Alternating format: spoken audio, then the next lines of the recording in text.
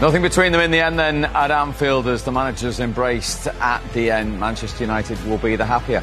Let's hear from their captain on the day. Here he is, Scott McTominay. Well, Scott, well done for a variety of reasons. It felt like it was stacked against you coming here today. But what do you think Manchester United showed this afternoon?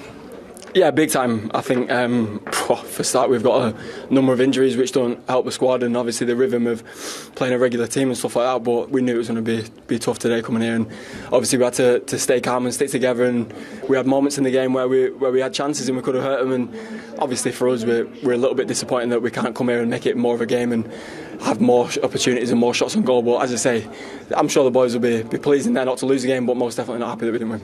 Did it feel maybe the first 5-10 minutes like it was going to be a really long afternoon, and then gradually you grew into it? Yeah, it's always a hot start when you come here. We know that numerous times that we've been. Obviously, we couldn't forget about last year in terms of the way that game went as well. But as I say, the boys did everything today that they possibly could have. We've got a lot of young players coming into the squad, and they conducted themselves amazingly well. And I'm proud to obviously have led them out today. And it's a shame that we've drawn the game. Yeah, you said proud. What did it mean to be Manchester United captain? I think first time in the Premier League, from what you were saying off camera. Yeah, do you know what? It's the biggest honour of my career, captain this football club. Once and then twice. There's not really much else I can say other than that. I've been a young boy. I know the system, the process to come through, and it's one of the biggest honours of my career. And I'm thankful to be in this position, and I want to go for more. I mean, what does it show about you? I think everyone knows you're a strong character, but in the summer it looked like you might be moved on to pastures new. Now here you are stood with that armband on. You never know in football. There's always things that can happen. There's speculation that comes and goes. But as I say for myself, just as long as I've got a clear mind and I do my best whenever I go on the football pitch with no excuses that come with it. I don't really care what anyone else says or what anyone else thinks about me. I just want to play well for this football club, and that's final. Your idea at the coin toss to spin them round and make them attack the Kop first half? What's the thinking? Yeah, mix it up a bit. See what they like at the start of the game. Obviously, we knew that they were going to come up and start fast. But as you say, it'll be a disappointed dressing room that we couldn't have had more opportunities that we did similar in the second half. But as you say, you'll take a point. But all those negatives that were potentially there going into this, out of Europe, the injury list, the form in the Premier League, how did you it's almost like you gathered all that together and turned it into a positive? Yeah, I mean, it's been extremely difficult, and I think everyone knows that the pressure at this football club is massive, and it takes balls to come out and play for this football club relentlessly every single week with no injuries and no shying away from playing. And that's what everyone in that dressing room who was here today wants to do, and the ones who are injured are desperate to come back and perform and play a part in that, which is the most pleasing thing. But as you say, we can build on this. Yeah, I heard you the other day, I think it was before Bayern, being asked about the dressing room, previous dressing rooms, but a team only plays like that if they're together, don't they? If they're behind the manager, don't they? Of course, I said that in other interviews, that we're behind the manager, and that's first and foremost. There's not really much else to say. We're here to perform for this football club, and he's a great manager and a great man manager that can lead us to good things, and I feel like this could be a building block as well. Yeah, so if this is the first step, what's the next one, Scott? To take one game at a time and to keep trying to win football games, and it's as simple as that. You can't get too carried away with anything in football, because reality can bite you really quick. Thank you. Thank you. Yeah, proud day for Scott McTominay. We began the whole day by asking the question about their character and their mentality, and you were saying that's the hardest test to go to Anfield. What did you learn about some of them today then to get a form of result under the circumstances? Yeah, I thought they did well. I think they stood up to everything Liverpool threw at them, really. I felt watching the game, they were very comfortable. I felt, obviously, Liverpool had some chances, but nothing really clear-cut. And as I say, they could have nicked that game in the end. I think Hojlund had the best chance of the game. Didn't score it.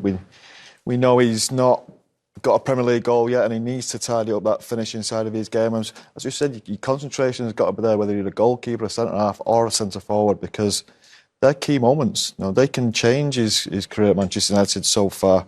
Scoring a winning goal at Anfield, it's a big thing to do. So, look, he'd be a little bit disappointed. I think he'd be a little bit disappointed with his all-round performance, but as far as character was shown today, you have to be very pleased with it. You have to be, because they have got a lot of players missing, as I said.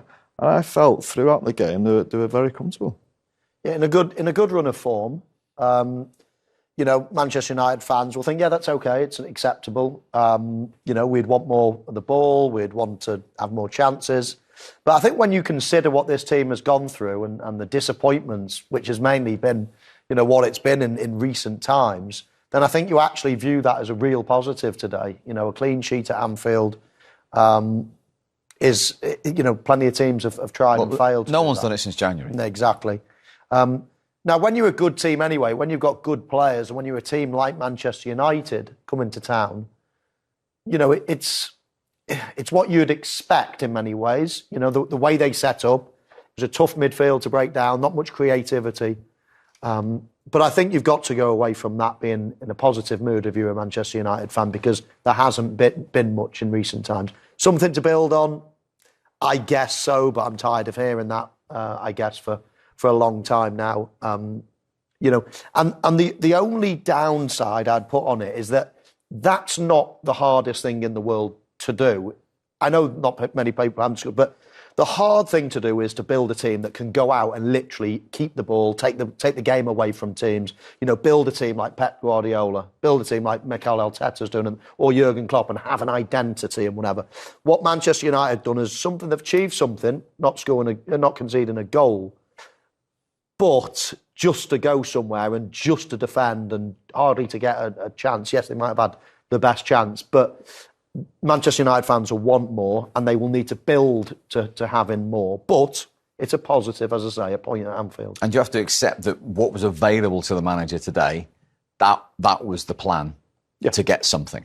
It's not a long-term plan. For today, let's go to Anfield, let's try and keep a clean sheet, stay in the game and get a result. Yeah, that was definitely the plan. And I think probably the expectation helped United a little bit, or the lack of expectation helped United a bit, because everyone's thinking it's going to be 2-3. Well, we all thought that before the game, and they stood up to the test really well. I tell you, he is a very attacking coach, and you've seen in Champions League games this year almost a little bit too attacking, and they've paid for it. They couldn't afford to do that today, and that's just the position they're in. Where they've been this last couple of weeks, obviously going out of the Champions League, a terrible result against Bournemouth at home. That is the kind of thing they had to do. They had the 7-0 loss from last year. Now, can they go on from this? I don't know. I hope so. But with what was available, that was the way he had to play. And the circumstances of where they've been over the last few weeks, they had no choice but to go that way. I think what I'm trying to get at, Scholesy, is this is a very much a one-off. As Steve said, it's almost like a means to an end, this game. You're not going to go and play like that at home to Burnley or at home to, Everton or whoever it might be. And that's the big question, isn't it, I guess? They'll have to do that. They'll have to put on that type of performance maybe 4 or 5 times a year when they go away to the top teams. Yeah. But apart from that, that's not going to get you where you want to be. No, it's not. That doesn't make you a top team, does it? And as you said, it can be very easy to do that, to go and sit back and sit on the edge of your box. You can be there all day sometimes, can't you, and not concede a goal. I've said that this season. They've lost at Spurs, lost at Arsenal, lost at Newcastle. So at least they'll be saying today, well, at least we've gone to Anfield. Well, I thought last year, a lot of very good performances, but I thought they were very naive, and I thought the manager was very naive when they went to places like Anfield, when they went to places like City's ground, and he kept playing the one in midfield and the rest of the time. You can't do that. You can do it against other teams, of course you can. You get away with that when you've got your best players. They will beat most teams. But when you go to these places, it's not easy. Look, you want to play them off the park, you want to score goals, but they're not quite in that position to do that. And sometimes, performances away from home in big games, just getting a point, it's a good result sometimes. If you're going for a league title, you've got to make sure you're winning your other games, though, and you're clever enough and you're brave enough to be able to do that. But as Michael said, that's quite an easy thing to do today. The next step is, right, can you go on from that? Can you play an attacking team? Can you pass teams off the park? Can you create chances? Can you score goals? We still have to see that from this team. I think they still have to prove they've got the quality to do that. Because in the past, Steve, if that was Jose Mourinho, everybody was saying, it's a Mourinho masterclass, tactical masterclass and all this. Well, come on, if you've got players of Manchester United standard and you play a very defensive way, then you can easily get 0-0s away from home. As I say, really good for today, but the acid test is, can they go and take it to the teams below them in the future and win 3 points? Take games away from teams. That's the mark of a good team. Let's have a look at the chances they limited Liverpool to then, if you like. Could Liverpool have done any more in these situations? Yes. Yeah, they could have. I mean, that's a chance. Straight down the keeper's throat. You'd expect the goalkeeper to win that. They've, He's 6 yards out, Virgil van Dijk. I think this is equally as good a chance. I think Konate actually turns his head just at the last second. Just watch this. He's got his eyes on it, and then all of a sudden he spins, and I think he almost fears somebody else headbutting, like a clash of heads, maybe. So 2 good chances. They were in the first half, and then the second half, yeah, another couple of good chances. Mo Salah here, laying it off the Trent. And I don't think he needs to be as precise there, Scholes. He got half a goal to aim at. Yeah, it's just always curling away from the goal there. But if you look at the goalkeeper's beat, and Arna's done there. And like I said, they weren't brilliant chances, were they?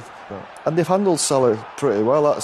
We all know. We said before they came, look, we know what he does, but it's hard stopping him.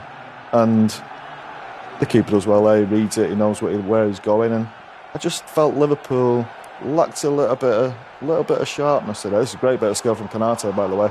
Obviously, not had the finish come the end of it, but again, not amazing chances. I felt United limited them to mainly half chances and come away with the right result. OK, well, we've got the views of Scott McTominay, the Manchester United captain today. Let's get his Liverpool counterpart. Here is Virgil van Dijk. Well, Virgil, you kept knocking on the door, but is the overriding emotion as you stand there now frustration? 100%. If you see how we play the game, how we obviously having most of the ball and creating some opportunities, I think there was only one team I think that were trying to win the game, and unfortunately it didn't happen. But yeah, so that's why it's frustrating, because we want to win every game, of course, but especially if you play against a team like them. What more could you have done? I think make a better decision in the end. Just that final third? Yeah, sometimes we shot too easy, or could have, passed it to the overlapper maybe, but it's from the outside it's very easy to, and for me as well, sometimes from the back it's easy to judge the situation, but I think the right decision sometimes was lacking, but yeah, hopefully we carry on, of course, and I don't doubt that either. But obviously it's frustrated because you were superior in all aspects, and from the very first beginning, and they were hoping on a couple of counter-attacks like to hurt us on the break. And yeah, in the end, they are buzzing with a point, and we are very disappointed with a point. Yeah, you said only one team was trying to win it. Did you expect them to be maybe as compact and deep as they were? Yes. Obviously, they're not in the best phase, so coming here then, you wary of the threat that we have, but I want to look at my own side more or less, and we should have won it today, and that's a disappointing thing, but we have big games coming up, so we can't dwell on it too long, and we won't. We have to learn from certain situations. I definitely know that we will. Did their form coming into this and what happened in this fixture back in March, did it create a strange feeling, expectation around the match? It's just all about, from the outside world, the perception that there was only one team that could have a positive outcome, I think, in today's game, and whether they won, lose, whatever. But for us, I think if I remember correctly, last year we didn't come in with a good feeling towards the Man United game, and we won the game convincingly, of course, last year, but last year don't count now, and this is a game on its own. It's always have been, because it means more to us, means more to the fans, and unfortunately we couldn't win.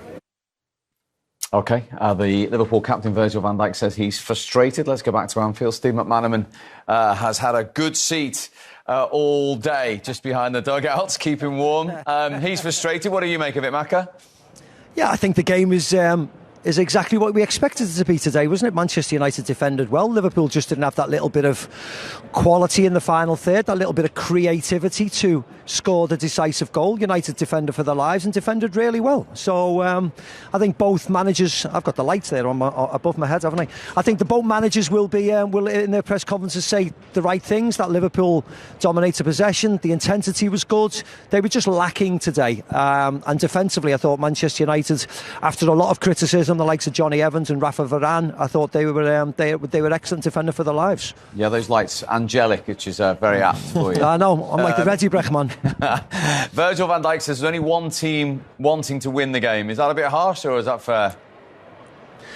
Well, I think after the outcome of the game, it was probably correct, but I think it is a little bit unfair because United did what they had to do today. They had to get a result. You know, they couldn't come here and fight fire with fire because Liverpool would have outgunned them. So they had to come, they had to defend, they had to be compact, and they had to leave Anfield with something. If that means them defending all game and not having the quality to break Liverpool down, I mean, you have to take it in two sorts of batches, really. Yes, what Virgil said was correct, but United were down to their bare bones. They had a lot of inexperience on the pitch in certain areas. And then they went to the bench and they put more inexperience on. So actually to get a result when the majority of people thought that Liverpool would win quite comfortably, I thought they had to do what they had to do. And it's what they now, how they progress Manchester United going forward. Yes, they've come here after a bad week and got a really good result. Next week they have to move forward and they have to start to be creative and they have to win games.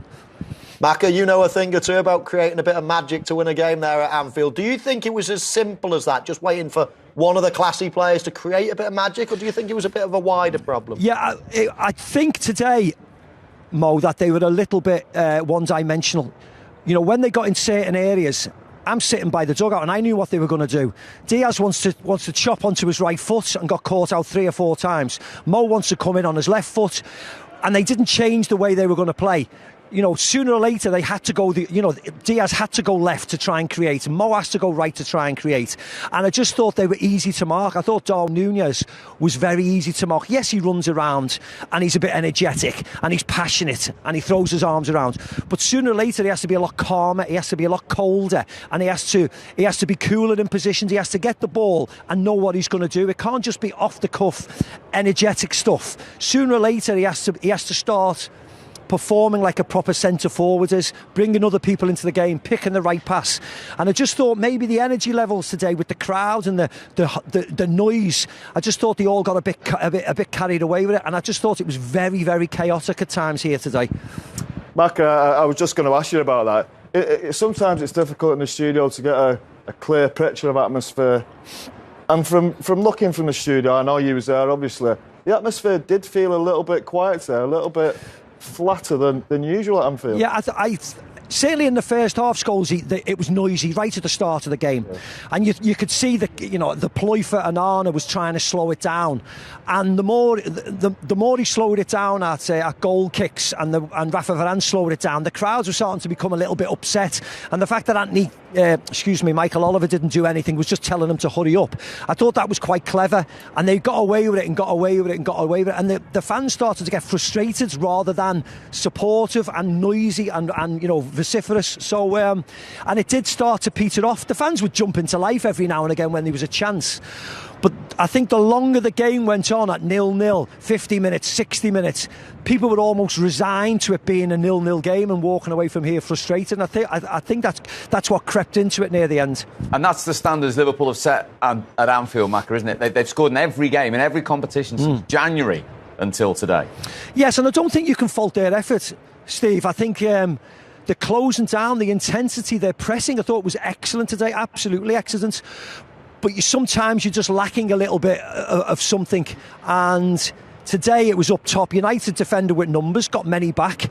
And Liverpool just, in the end, were intent on shooting and hitting bodies or throwing things into the box, hoping for something to happen, or shouting for penalties at the end. So it wasn't the wrong word is desperate, but at the end, that's what it felt like. It felt like they were just trying anything to try and get something in the game.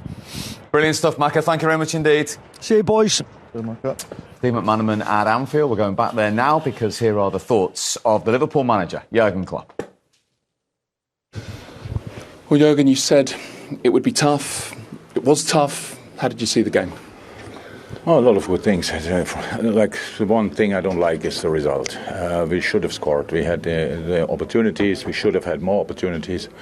We should have had more clear-cut chances. We were a bit in a rush in moments. But what I like a lot is the intensity of the game, the way we started into the game. I think everybody saw that we really wanted. counter-pressing was probably the best since this group is together. We didn't let them out in the first half. That was a bit more. They had one or two chances in the second half where we needed Ali. But besides that, can't remember such a dominant performance against Man United. Even the 7-0, they were more in the game. But now it's 0-0. Probably they feel slightly better than us. For us it's just take the point and keep going. You said beforehand that the counter-press would be key and that Man United would be compact. Was it the type of game you expected? Yeah. Absolutely. If we play like this, then it's difficult for the opposite team to get out of their own half. And the thing is, we had a few shots from distance. It's always clear when you score the goals we scored against Fulham. I knew in that moment already there will be a day when we think maybe we should have passed once or twice more. Today we oversaw a couple of overlaps. We oversaw square balls.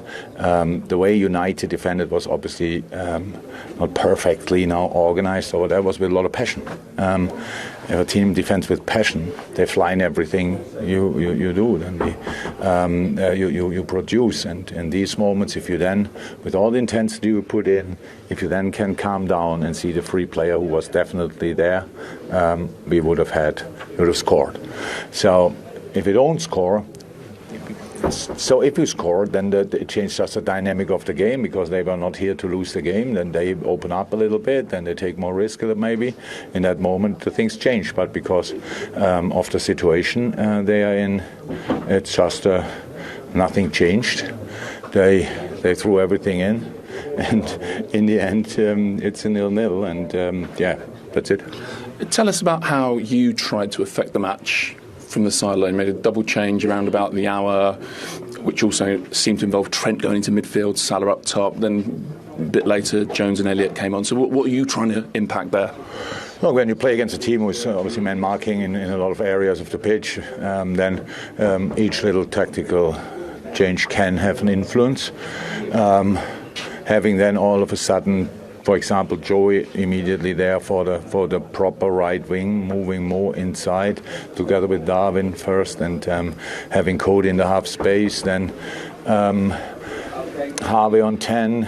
Curtis in the end came then for more or less for the half left space to free Costi on that side. So that all can have an effect. On a brilliant day, it has an effect, and probably had today an effect, just not exactly the one we wanted, because you could see all of a sudden, because now our organization was not 100% clear anymore for the players. They had all of a sudden they had a build-up, which they didn't have before. They just had a long build-up, ball to Onana and then long. All of a sudden they found Amrabat and these kind of things, and that gives you then some other things to sort. But I thought the boys played a really, really good game. If we score a goal, this game would have been absolutely brilliant, but we don't, and so now we have to take that. In the lead up to the match, from us, not from you, I have to say, there was a lot of talk, obviously, 7-0 last time, Manchester United are not in good form, Liverpool will run all over them. Do you think your team dealt well with that? The mood around the match, the expectation? I think you overestimate your influence slightly. We couldn't be bothered about what you say, to be honest. I would recommend it pretty much for everybody not being bothered, because it's just you take it and it's like we have nothing to do with what's said around. So we knew that it will be difficult. I realized or recognized what you all, whoever, said, that only helps United, nobody else. So why should we listen to that? That was not our problem today. That they are fired up. I can't remember a game when they came here and Böller just a white flag and showing see you later. That doesn't happen. We had other games where we scored for last year for the second minute. Probably the year before, I don't know exactly, when we won with a high result as well. It was a counter-attack. These kind of situations, we used them. So there was a pass from Mo for Luis Diaz, and he was there and put the ball in. So these moments would have been possible today as well. Then we were not clean enough with that last pass and stuff like that. That all can happen. But again, if we will be really successful or not this year, will be decided in the way we put our counter press on the pitch, because that's the way we defend usually. That was not that great yet. Today I liked it a lot. It's just in a really tough period, it's the most economic way to defend, because otherwise you have to run all the way back. And you saw these situations when Trent had to make this massive sprint. I think it was Anthony when he was gone in a moment when they reacted quicker than us. So these are the really dangerous sprints, let me say like that. And if you win the ball early up, if you're better positioned, then you can a little bit save energy there and put all that energy then into all the offensive effort. Again, I know it's a 0-0 and nobody is now really happy, but that's how it is with football sometimes. We tried everything. I saw that 100%. The numbers we created, like the fit, that I'm not sure we ever had these kind of numbers. So the finishes, at least what is 34, 35, something like that, is crazy. But it says as well, if you have that amount of chances, then there should be a few more on target. And that was our fault today, obviously, but not willingly. It just happened. And now we will go from here. Thank you. You're welcome. Thank you. Yeah, those numbers Jurgen Klopp's referring to, 34 efforts, 8 on target from Liverpool. Did you agree with his interpretation of the day there? Yeah, I did. I think if they'd scored one, we would have all looked at the stats and say, well, Liverpool kept a clean sheet. They scored a goal. They had all those shots that you just referred to. You know, absolutely in control. Very good performance. That's what we would have been saying. As it happened, they didn't score. So now we say, well, possibly they should have created a few more clear-cut chances, finishing better and all the rest of it. So, you know, you react off the result in many ways, but he's right to look at it, you know, as a standalone performance. A little bit frustrating for them, but I thought he summarised it pretty well. Because they've missed a chance to go to the top of the league as well, which psychologically at this stage, with City dropping points yesterday and Arsenal winning earlier, it could be fine margins all the way on this journey, couldn't it? Yeah, I think he'd be really disappointed with the place Man United were in. And I think he is disappointed there. I think there's a real lack of quality from his team. And I think he was right to talk about the media influence as well. It helped Man United more than it helped Liverpool. It felt like when you're playing against a bad team or you're coming up against a bad team, you think, I can score. And it felt like almost like kids' football with the shooting from anywhere, shooting from stupid places. Salah's trying to shoot through people. I think Harvey Elliott came on, had a shot from a strange place. Gakpo at times as well. Alexander-Arnold at times. And it helped United, that really did. And it'll be disappointing because you talk about the final pass as well, and they'll leave not passing to the overlap or passing to a player in a bit better position. That's the quality you expect from Liverpool. That's what he expects from his forward players. It was almost like they were being a little bit selfish, a little bit greedy. I want to be the one that wins the game. When there was other people just playing that, if you just play that final pass, that could have had much better chances. So, when you're going for league titles and United are in such a bad place regarding squads, regarding results over the last few weeks, you have to win that game. If it was the shoes on the other foot, and that's at Old Trafford, we're playing against a weakened Liverpool team, and you're going for the league, we'd be devastated if we didn't win that game. And I think he will be real disappointed with that.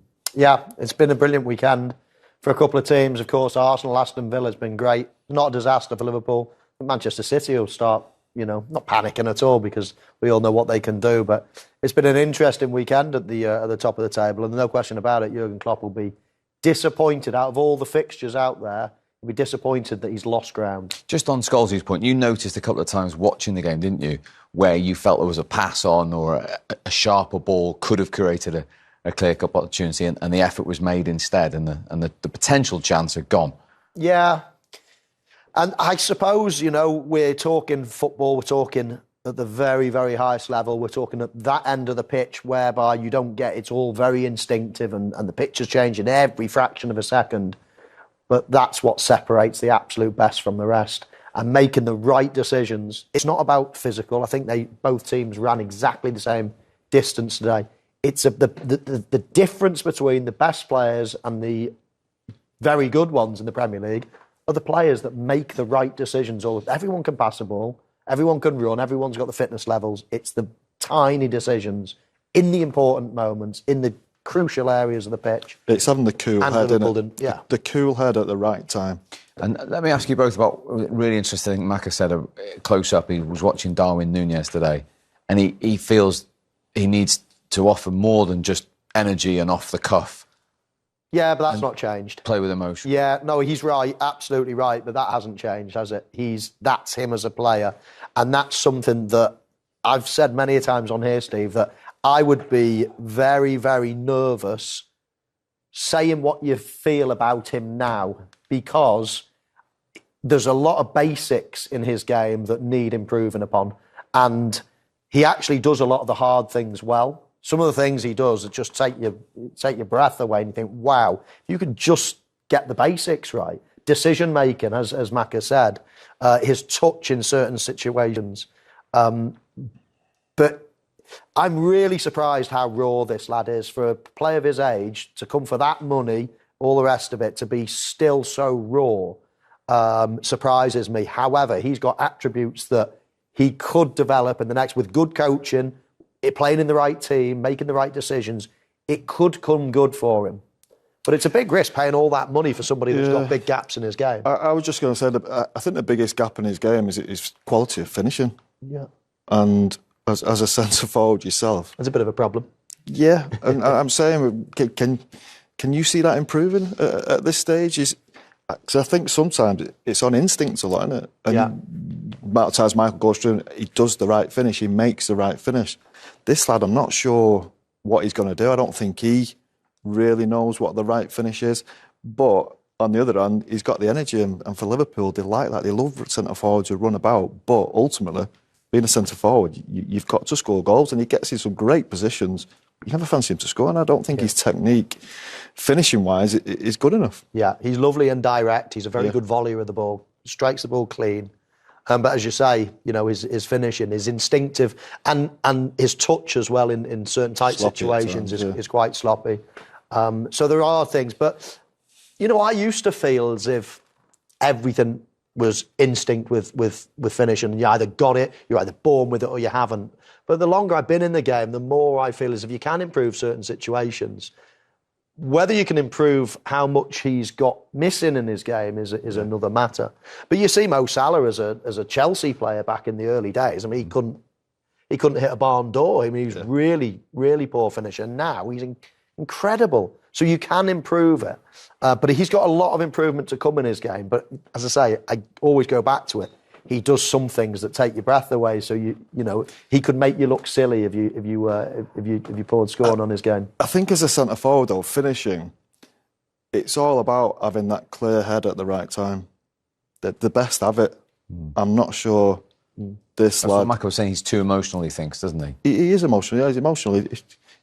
He often makes the wrong choice. But as I say, Liverpool fans like him, and people will like what he does, what he brings to the team. But lacking that bit of composure, that little bit of when you go clean through or you've got a chance, all of a sudden your mind just becomes clear and you know exactly what you're going to do. Michael could do that. The best centre-forwards can do that. I'm just not sure that's ever going to be in his game. Playing alongside Mo Salah probably helps, because goal scoring isn't really a massive problem for this team. Yeah. But if Mo Salah left, and let's say he went to Saudi in the summer or something, and I'm not stirring the pot. Or let's say he retires in 3 years, whatever. Let's just say when he eventually leaves, he's not going to be there forever, of course. That then will put him into sharp focus. Then Liverpool will be thinking, right, where are we going to replace 25 goals in the league every single season? Do you think he can do that? No, that's when the pressure will probably be ramped up even more. Do you think he's capable of doing that? Not at the moment. No. Fascinating discussion. OK, we've heard from Jurgen Klopp there, extensive thoughts. The 0-0 today at Anfield, a very different emotion to last season. For the Manchester United manager, let's see what he thinks about this draw. Here is Erik Ten Hag. Well, Erik, I guess in difficult moments, there are certain things a team needs to show: heart, fight for the badge, character. Did your team show all of those things today? I think you have to fight always for the badge. And it doesn't matter if it's a tough moment. You have to do it in every game. And I think that's our challenge, to be consistent in that way. Because we play in very high highs and also sometimes in very low lows, and it can't be. If you want to achieve in the end of the season something, you can't be, say, below certain limits, and so we have to get the consistency in. Okay, so what did you think of today's performance? It's a very good performance, and see the results from Liverpool at home. And when you then get away with a clean sheet, I think we defended as a team so good. We almost didn't allow them any chance, especially not from open play. Some from set plays we had. So I think we did it brilliant. And then what you wish is, and that is what we have to add to our game, more often from ball regains, get 2, 3, 4 passes in, and then you can really hurt them. And now we got that by the end in the second half with a very good chance from Garnacho, even a better chance with Rasmus Hojlund, the one-on-one, and then you can even take the points from here. But we are pleased with the performance, and I must say I was very pleased with the performance of the team. Yeah, I mean, there's an argument, you mentioned it there, that Hojlund's chance is the best chance of the match, isn't there? It is, and you know it will come, but first you have to believe that. And so for a couple of weeks ago we were on the same point against Newcastle United, but then we allowed them to score a goal because we in one moment we lose focus, we're switching off. But so today this is really huge. So that is what the team has to take from it. Never switch off, keep the discipline, and if you do that, then you can even win the game. You had a couple of new partnerships out there today in key areas, at centre-back and in midfield as well. So how did those guys do? I think very well. Rafa Varane, Johnny Evans, they played a brilliant game. I don't think they played ever together apart from training, but yeah, they know, and you see they are very experienced. And also Mainu and Amrabat in midfield. As well, but I would say about the individual performance, but communication is so important there, and of course also in the midfield, Amrabat and Kobe Mainu, I think both they did also very good. Yeah, I mean, tell us about Mainu. You've trusted him now, 18 years old, in 3 big away games. What does he have as a player? He has some calmness and composure, and I said before, his biggest quality is his scanning.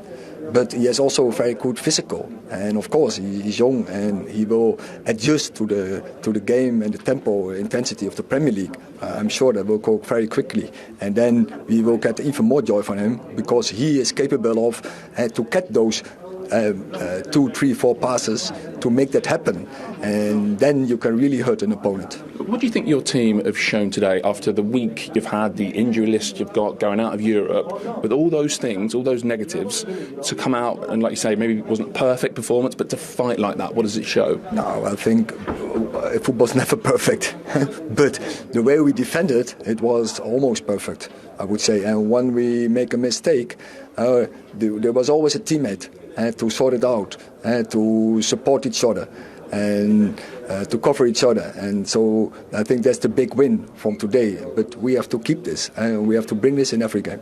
Yeah, I mean, as you sort of say there, does it show that the team are fighting for each other and also fighting for you? Yeah, but I think always you have to fight for the badge, of course, for each other, because we know it's at Man United is always the same. It's we against the rest. Okay. And just lastly, the red card at the end for Dalot. We're told 2 yellows for dissent. What have you been told? What do you make of it? You judge it, so I leave it with you. Okay, you don't want to go into it? So I leave it with you. Okay, he'll leave it with us, so we'll have a look. Diogo Dalot, 2 yellows in 10 seconds. What did you think? It's stupid, really. Look, he's got a case. I do actually think the ball does come off Mo Salah, I think it was. Yeah, Mo Salah it was. And that's his reaction now. That's his first reaction, which is wrong. You get booked for that. You do. I know he's not swearing, but then he does it again. So, look, people will say it's harsh, but I think his reaction was petulant, and you're always running the risk if you do it, especially if you do it twice, just after you've been booked as well. I think maybe, Michael, is this fair that Michael Oliver has definitely applied the letter of the law correctly here, which is a big driving force at the moment of the PGMOL. But then there are fans out there saying, well, let's see this done consistently, because I can point to this match and this match when this player did that and he didn't get a red card. Yeah, well, absolutely, yeah. He has applied the letter of the law, so You know, I suppose nobody can say the officials have got it wrong. What they did get is the initial decision wrong. It was a throw-in for Manchester United. So you can understand this frustration. So you can understand, like last minute, you're defending for your life, and a decision like that goes against you. So you throw your arms. I get it, it's frustration, but that's the directive now. We need to stop all this sort of back-chatting. We need to stop all this petulance, this disrespect of officials. So I get it, and it's been, right from the start of the season. Normally, if you throw your arm and then 2 seconds later do it again, you sort of normally get a yellow card for the whole incident. Whereas Michael Oliver had already said, right, yellow card as soon as he did the first one, and then he did another.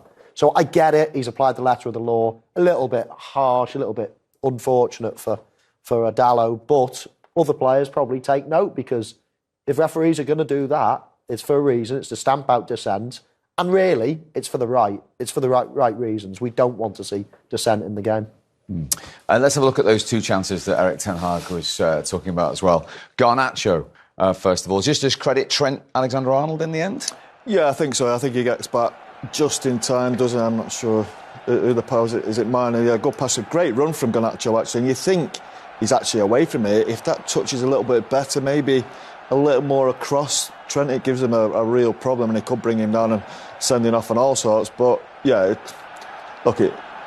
it's unlucky. Yeah, you see there, Trent just gets the touch as he's about to shoot, and it's a great chance if he just gets that first touch right and away from him. Yeah, but once he doesn't, you've got a decision to make, haven't you? Think, is he going to get a touch? And I wonder whether he just goes bosh and gets him out and takes him out the game early. Yeah. Well, you know what I mean? Just maybe with more experience, that'll come just to him. Right, he's ahead of him here after the first. Now, cut across. Bang, yeah. Just get out the way type of thing. And now I'm right in front of you. He actually leaves a corridor there for an outstretched leg. And I think he can avoid that split second before by just taking him out of the game, cutting across him, and almost using his physical practice. Mo Salah would have done that. Mo Salah 100% would have just cut across, used his strength, and now he's one-on-one. So I just wonder whether he could have done that. OK. The big chance, the best of the game, Erik ten Hag called it. What could he have done better? Rasmus Hojlund here. Well, it was definitely a big chance, and the one we talked about before the game, and at half-time he's going to have to be alive and ready, because this is a sort of moment that could happen. For me, Michael, as we were watching it, we said it was a little bit safe to finish. Almost a lad lacking in real confidence who just thought, I'm just going to hit the target and hope. I wonder, it's either a hard, low one, I think, to the far corner, or even a little side foot bender just round the near post. I'd be interested to see what you'd be thinking of. Yeah. I mean, it was a lovely, lovely move. And a beautiful first touch, takes it away from the defender. And it's my pet hate, as you know, Steve. It's my absolute pet hate. You know what I'm going to say? Yes. Hitting the target. Yes. He hit the target, right? And didn't score. As I say, I could still hit the target now, and I can't hardly move that quick. This requires, when you, it doesn't matter how much you cost, Scholesy, but when you're a top centre-forward, when you're in the Manchester United first team, hitting the target straight down the middle, playing safe, for me, is just... Ruud van Nistelrooy wouldn't have done that. Robin van Persie. They would have scored. Yeah, exactly. You've got to find a corner. This is why you're a top player. This is why you practiced all your life. This is why you're playing in the Premier League for Manchester United. Because in the highest of cauldrons, at the top end, late on in the game, you can be calmer than I am now, and actually find a corner. High near post. Arrowed into the far post, not let's just hit it hard and hit the target, because millions of people can hit the target. You want him more out your centre forward. So that's 13 Premier League games without a goal now. That could have been, dare I say, a Diego Forlan moment for him. Yeah, exactly what I was thinking, yeah. Couldn't it? I mean, it makes him a hero. Exactly. That makes him a hero. Winner at the Cop and end, all of a sudden, and he's off and running. Exactly, his career's off and running. But what you would say, he's a young lad still. Is he 20 years of age, I think? He should be a player coming into the Manchester United squad or team who's already got 2 centre-forwards who are brilliant, who are scoring 20, 25 goals. Now, he's been brought in, a 20-year-old, for a lot of money, Not with a goal-scoring record, really. Wasn't fully fit when he signed. Wasn't fully fit when he signed. No, it took him a little bit of time to get going. Done well in the Champions League. Strangely enough, it's weird how that happens. But I think there's too much pressure on the kid. Do you feel a bit sorry for him, Paul? No. He's still at Man United. He's playing. He should be doing the business. Of course he should. No, I mean the fact that he's not perhaps ready for that senior responsibility. Yeah, I am a little bit. Look, if we looked at our squad, we always had 4 brilliant centre forwards. I think if he comes into our squad with Michael Owen and Wayne Rooney or Andy Cole and Dwight York, brilliant. He's perfect for that because I think he's had 4 clubs. He's 20 years of age and he's been brought as a goal scorer. He's not really got a goal scoring record, and the evidence that we're seeing so far suggests that probably a little bit similar to the Darwin Núñez situation, that he doesn't look a natural finisher. Now, I think he's still young enough for him to learn and get better at that. But as you say, he could have been a hero today. 1 goal, 1 chance, 1 goal, Liverpool away. And then the other side of that, the longer this goes on, however many games it is it going to be the harder for him to find that goal and get it off his back? Yeah, do you know what? Something will happen. It'll come off his backside or something. It'll come off his head. He'll score the luckiest goal, and hopefully he's off and running. But as I say, experience and his track record doesn't suggest that he's ever going to be a goal scorer. Diogo Forlan there, who we both know well. Yeah. He went 24 league games without scoring. I think it was Villa at home in the end. And then if you talk to any United fan now, he's got heroic status because of... He didn't score in training for 6 months. I'm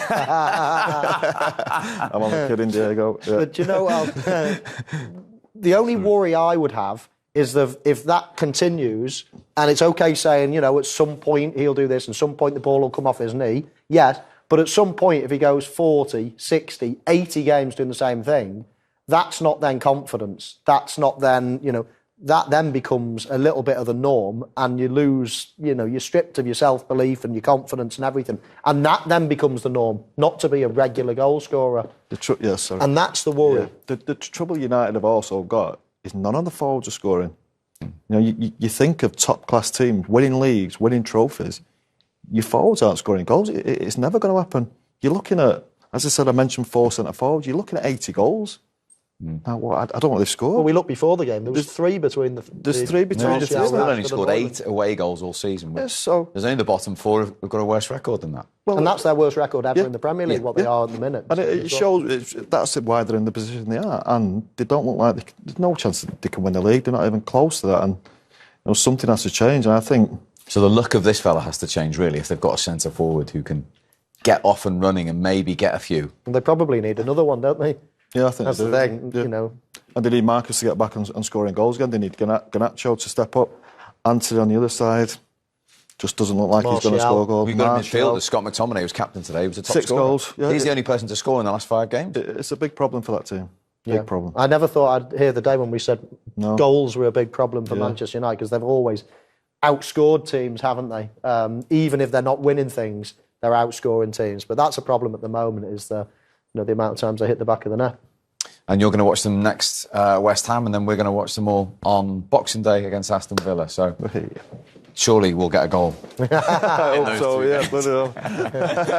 Gentlemen, as ever, thank you very much indeed for your company. Great discussion, great debate. Our thanks to Michael and to Paul. So no goals, very different to this fixture last season when Manchester United shipped 7. They get a clean sheet and a point, and it's Arsenal who finished top of the league at the weekend from the 3 of us. We'll see you soon.